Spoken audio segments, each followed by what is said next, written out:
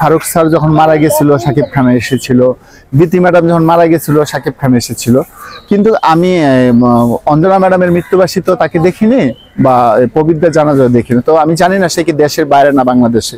যদি দেশের বাইরে থাকে তাহলে ঠিক আছে, সেটা বলে যাক। কিন্তু উনি পারতো একটা জিনিস করতে। এখানে আলমগীর স্যার ছিল, কাঞ্চন স্যার ছিল, একটা ভিডিও কল দিয়ে সবাইকে বলা উচিত ছিল যে আমি আসতে পারি না, আমি কাজে ব্যস্ত, তো আমি কিন্তু দোয়া চাচ্ছি অঞ্জনা ম্যাডামের জন্য বা ইয়ের জন্য।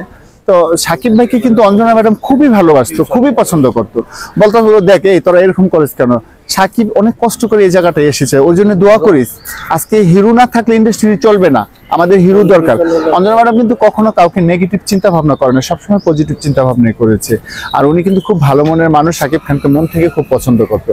তা আমার উচিত যে সাকিব খানকে তো আসা উচিত ছিল, যদি দেশের বাইরে থাকে তাহলে একটা ভিডিও কল দিয়ে, আলমগীর স্যারকে একটা ভিডিও কল দিত, কাঞ্চন স্যারকে একটা ভিডিও কল দিয়ে বলা উচিত ছিল যে স্যার আমি তো আসতে পারতেছি না, তবে আমি দোয়া করছি তার জন্য। তাহলে কিন্তু দর্শকও খুশি হতো, বা চলচ্চিত্র যারা আমরা চলচ্চিত্র প্রেমিক যারা সাকিব খানকে পছন্দ করি সবাই আমরা খুশি হইতাম। তো আমি জানি না কেন আসে নাই বা কেন ফোন দেয় নাই।